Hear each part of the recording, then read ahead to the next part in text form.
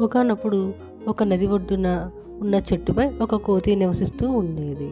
అది ఆ చెట్టుకి కాచే తీయటి పళ్ళని తింటూ జీవించేది. ఆ కోతి ప్రతిరోజు కొన్ని పళ్ళని తింటూ మరికొన్ని సరదాగా నీటిలోకి విసురుతూ ఆనందించేది. అలా కోతి నీళ్ళలోకి విసిరిన పళ్ళను అందులో నివసిస్తున్న మొసలి ఒకటి తింటూ ఉండేది. మొసలికి ఆ పళ్ళు ఎంతగానో నచ్చి ఒకనాడు, "ఓ కోతి బావా, నాకు పళ్ళంటే ఎంతో ఇష్టం. నువ్వు నీళ్ళలోకి విసిరిన పళ్ళని తిని ఆనందిస్తున్నాను. దయచేసి రోజు కొన్ని పళ్ళని నాకు ఇవ్వగలవా?" అని బ్రతిమిలాడింది. ఆ రోజు నుండి కోతి మొసలి కోసం కొన్ని పళ్ళు కోసి ఇవ్వసాగింది. ఆ విధంగా అనాది కాలంలోనే మొసలి, కోతి మంచి స్నేహితులయ్యాయి. మొసలి ఇంటి వద్ద భార్యాపిల్లలను కూడా మరిచి ఎక్కువ సమయం కోతితోనే గడపసాగింది.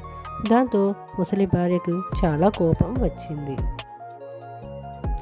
ఈ కోతితో స్నేహం ఏర్పడ్డాక నా భర్త నాతో సమయం గడపటమే మానుకున్నాడు. దీని పీడ వదిలించుకోకుంటే నా భర్త నాకు దూరమైపోతాడు అనుకుంటుంది. ఇలా ఉండగా మొసలి ఒకనాడు కోతి ఇచ్చిన పళ్ళను తీసుకుని భార్యకిద్దామని ఇంటికి వచ్చింది. భార్య పడుకుని ఉండడం చూసి, "ఏమైంది? ఎందుకలా ఉన్నావు?" అని అడిగింది. "నాకు ఈ మధ్య విపరీతమైన తలనొప్పిగా ఉంటుంది. ఎంతమంది వైద్యులను అడిగినా అందరూ కోతి గుండెకాయతో చేసిన మందుతోనే నా తలనొప్పి తగ్గుతుందని చెప్పారు. ఇప్పుడు కోతి గుండెకాయ ఎక్కడ దొరుకుతుంది?" దిగులుగా అన్నది ముసలి భార్య. "ఓస్ అంతేనా? నువ్వేం దిగులు పడకు. నాకు ఒక కోతి మిత్రుడు ఉన్నాడు. అతడి గుండెకాయ అడిగి తెస్తాను. నీ తలనొప్పి తప్పక తగ్గుతుంది" అని చెప్పింది ముసలి.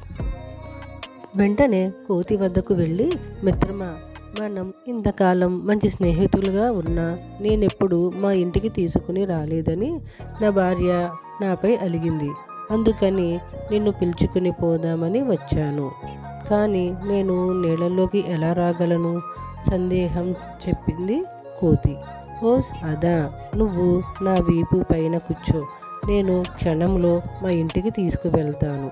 ముసలి మాటలు నిజమని కోతి నమ్మి చెట్టు మీద నుండి కిందకి వచ్చి ముసలి వీపు పైన కూర్చుంది. కోతిని మోసుకుంటూ ముసలి తన ఇంటి దారి పట్టింది. నీళ్లలో కొంత దూరం వెళ్ళాక ముసలి ఏడవడం మొదలుపెట్టింది. ముసలి కన్నీళ్లు చూసిన కోతి కంగారుగా, "అదేమిటి మిత్రమా, ఎందుకు ఏడుస్తున్నావు?" అని అడిగింది. "ఏం చెప్పమంటావు మిత్రమా?" అంటూ భార్యకు తలనొప్పి రావడం, వైద్యులు చెప్పిన మందు గురించి భార్య చెప్పడం అంతా వివరంగా కోతికి వివరించింది. "నువ్వు నాకు మంచి స్నేహితుడివి కనుక నీకు ఈ విషయం ముందే చెప్తున్నాను" అంది ముసలి. తనని చంపాలని ముసలి భార్య పన్నాగం పన్నిందని అర్థమైంది తెలివిగల కోతికి.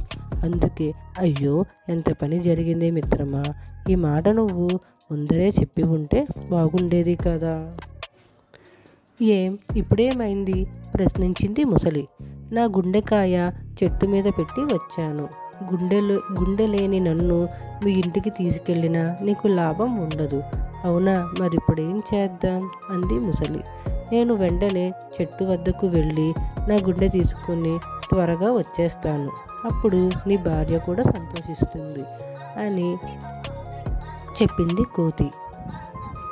"ఆమె తలనొప్పికి మందు అమరుతుంది" అంది కోతి.